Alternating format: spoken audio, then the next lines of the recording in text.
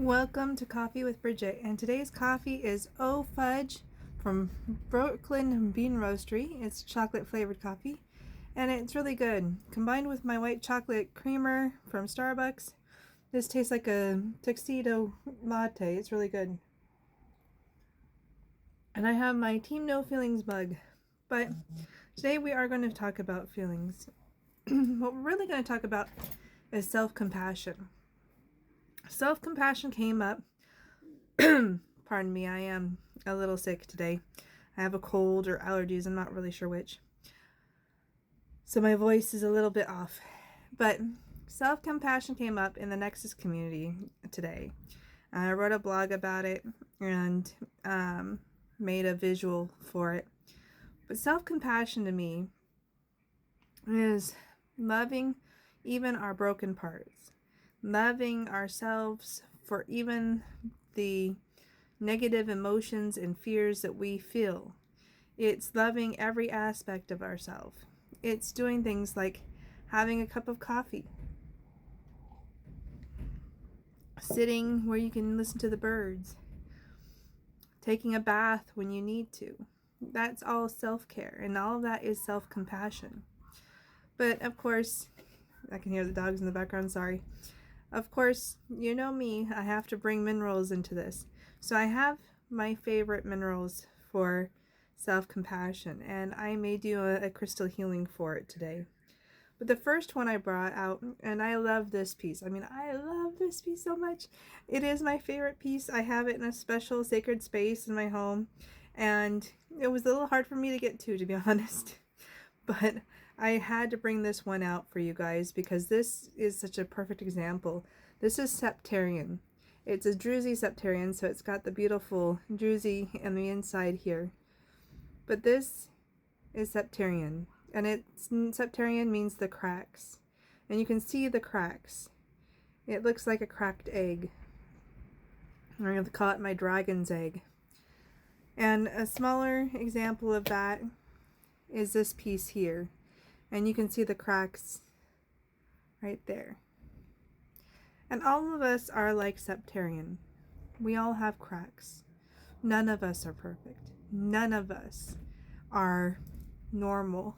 We all go through the good times and the bad. We all have negative aspects about ourselves. Too often we focus on those negative aspects. We look at ourselves and we see that in the mirror, or we see everything negative. We're like, oh, this pimple here, this wrinkle there. I say this as I have a filter on. But we do. We stare at ourselves and we talk to ourselves so negatively. In fact, we talk to ourselves more harshly than we would to any stranger. And if we heard someone talking to a stranger the way we talk to ourselves, oftentimes we would stand up and say something. So is it really right to talk to yourself in a negative fashion? Is it really right to focus on all of the negative things? What we should be doing is writing down wins, talking about our success, talking about the things that we do right. There is so much that we all have to offer this world. But the cracks are there. We have aspects of ourselves that are imperfect. But when you look at a Septarian, it's the cracks that make it interesting. It's the cracks that make it a stone worth collecting. It's the cracks that really draw you in. If this was just solid brown, it'd be kind of boring. It would have no value.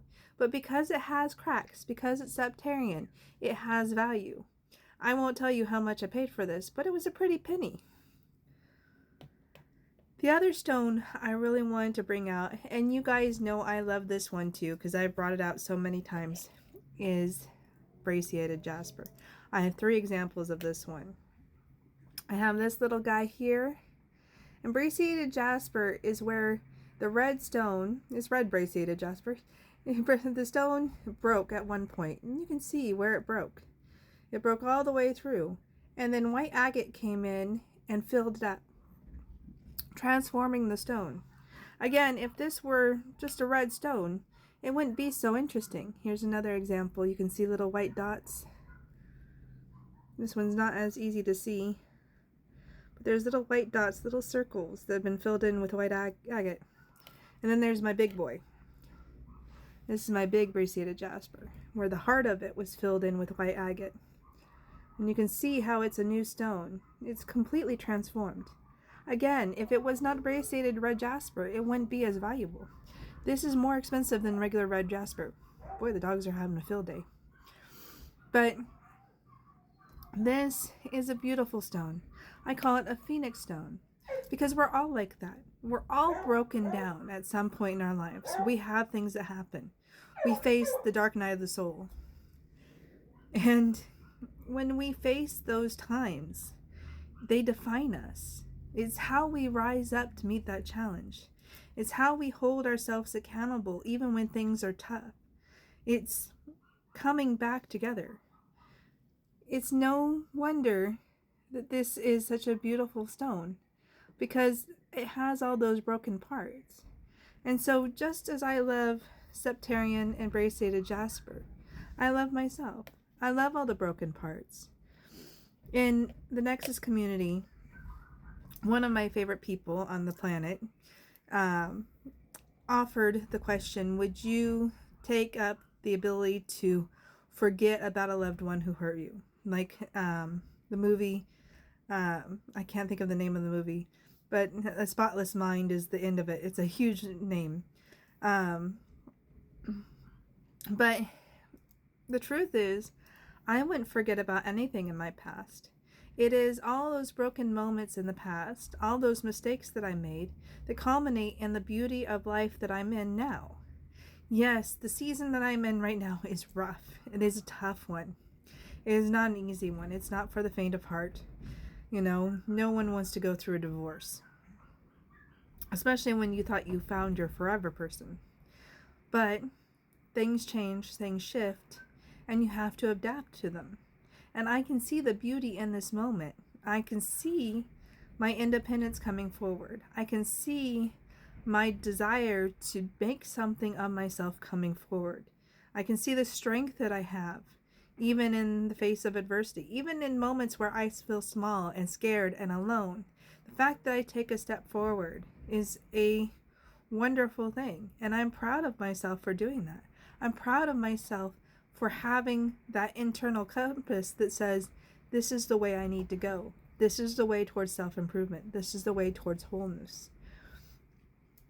I have been at the peak of the mountain when it comes to what I believe is self-actualization. I've had the moments of perception where life is just beautiful, and I've had a beautiful life. But I have broken parts. I have faced a lot of trauma. I have CPTSD. Two different psychologists, well, a psychologist and a therapist, are like, you have CPTSD. You've never taken time to sort through your emotions. And in fact, I numb out my emotions. I go cold and analytical. I may seem warm and funny and fuzzy on the outside, but inside I am very much analytical. I psychoanalyze everything, including myself. And I turn that on myself a lot. I'm constantly looking for improvement, constantly looking for ways to better myself. And in a way that is a downfall, and in a way that is a strength. This metacognition is a powerful thing, but it can tear you apart if you let it. But I love that part of myself too. And I love the part of myself that can read others and can see to their truth. Sometimes to my detriment, because people don't want to see themselves. Some people really don't want to be seen, and that's okay. And I understand why. It's again that brokenness in us. We fear other people seeing that brokenness in us, and it amplifies that feeling of emptiness that we have. But we can fill ourselves up. And that's what self-compassion is. It's embracing your cracks, embracing your flaws, seeing that this is beautiful and it's worthy, and loving it no matter what. That's self-compassion in a nutshell. So I hope you enjoyed this video. I hope that you found something in it worthwhile. Take care and have a beautiful weekend.